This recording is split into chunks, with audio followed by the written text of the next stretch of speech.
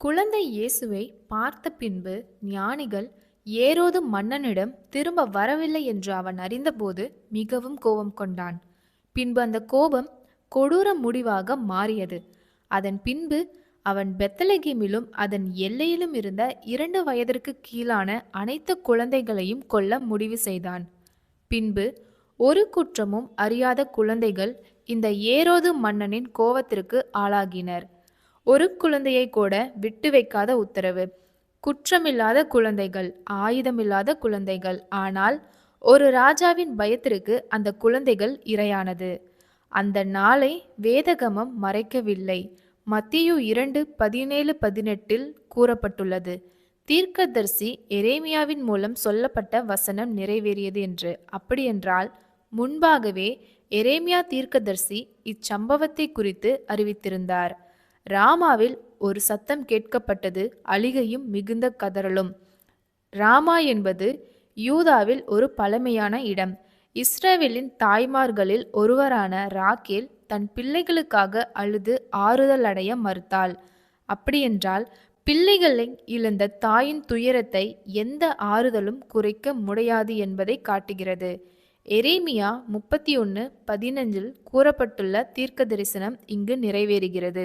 அன்று இரவு அந்த அழுகுரல் ஒரு வீட்டில் மட்டுமில்லை, ஒரு தெருவில் மட்டுமில்லை, ஒரு நகரம் முழுவதும் இருந்தது. ஆனால் தேவன் இந்த துயரத்தை மறைக்கவில்லை. அதே சமயம் அவருடைய திட்டமும் நிறுத்தப்படவில்லை. ஒரு பக்கம் குழந்தைகள் கொல்லப்பட்டார்கள், மறுபக்கம் இரட்சகர் பாதுகாக்கப்பட்டார். பெத்லகேமில் அழுகை நிறைந்திருந்தது. ஏரோது உத்தரவால் பல குழந்தைகள் கொல்லப்பட்டனர். அதற்கு பின்பு தேவனுடைய கதை நகர்ந்து கொண்டே இருந்தது. சில நாட்களுக்கு பிறகு ஏரோது மன்னனும் மரித்தான். மீண்டுமாக தேவதூதர் எகிப்தில் உள்ள யோசேப்புக்கு கனவில் தோன்றினார். எழுந்து குழந்தையும் அவனுடைய தாயையும் கூட்டிக் கொண்டு இஸ்ரவேல் தேசத்திற்கு போ, குழந்தையை கொல்ல நினைத்தவன் மரித்தான் என்று தேவதூதர் யோசேப்பிடம் கூறினார். பின்பு யோசேப்பு மரியாள் மற்றும் குழந்தை இயேசுவை கூட்டிக் கொண்டு இஸ்ரவேல் தேசத்திற்கு வந்தார். இது ஒரு பயணம் மட்டுமில்லை, தேவனுடைய வாக்குத்தத்தம் நிறைவேறும் பாதையாக இருந்தது. பின்பு யூதேயாவில் ஏரோதின் மகன் அர்கேலாவு ஆட்சி செய்கிறான் என்பதை அறிந்த யோசேப்பு பயந்தான். பிறகு தேவன் ஒரு தடவை இல்லை, 2 தடவை இல்லை, 3வது முறையாக தன் குமாரனை வழிநடத்தினார். பிறகு மூவரும் கலிலேயா பகுதியில் உள்ள நாசரேத் என்னும் நகரில் குடியேறினார்கள். அங்கேயே குழந்தை இயேசு வளர்ந்து பலமடைந்து ஞானத்தில் நிறைந்து தேவனுடைய கிருபை அவர் மேல் இருந்தது.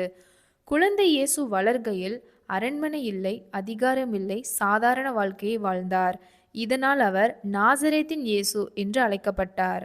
இந்த கதையில் நாம் ஒரு உண்மையை தெளிவாக பார்க்கின்றோம். மனிதரின் கொடூர முடிவுகள் தேவனுடைய திட்டத்தை ஒருபோதும் நிறுத்த முடியாது. ஒரு ராஜாவின் பயம் பல குழந்தைகளின் உயிரை எடுத்தாலும் ஒரு இரட்சகரின் வாழ்வை தொட முடியவில்லை. பெத்லகேமில் அழுகை இருந்தது, ஆனால் நாசரேத்தில் நம்பிக்கை வளர்ந்தது. அரண்மனை அல்ல, அதிகாரத்தில் அல்ல, சாதாரண வாழ்க்கையில் தேவனுடைய குமாரன் வளர்ந்தார். தேவன் அமைதியாக செயல்படுகிறார், ஆனால் அவருடைய வாக்குத்தத்தங்கள் தவறாமல் நிறைவேறுகின்றன. இன்று நீங்களும் நானும் புரியாத சூழ்நிலைகளில் இருக்கலாம். அழுகையும் பயமும் நம்மை சூழ்ந்திருக்கலாம். ஆனால் நினைவில் வையுங்கள், தேவன் உங்களது கதையை இன்னும் எழுதி கொண்டுதான் இருக்கிறார். உங்களை காயப்படுத்த நினைத்த சூழ்நிலை உங்களை அழிக்க முடியாது. ஏனென்றால் தேவன் உங்களை பாதுகாக்கிறார். கர்த்தரின் கிருபை உங்கள் மேல் இருப்பதாக. அவருடைய சமாதானம் உங்கள் வீட்டை நிரப்புவதாக. உங்கள் வாழ்க்கையில் அவர் திட்டம் முழுமையாக நிறைவேறுவதாக. அடுத்த பாகத்தில் இயேசு கிறிஸ்துவின் 12 வயதில் ஆலயத்தில் நடந்த சம்பவத்தை பார்க்கலாம். ஆமேன்.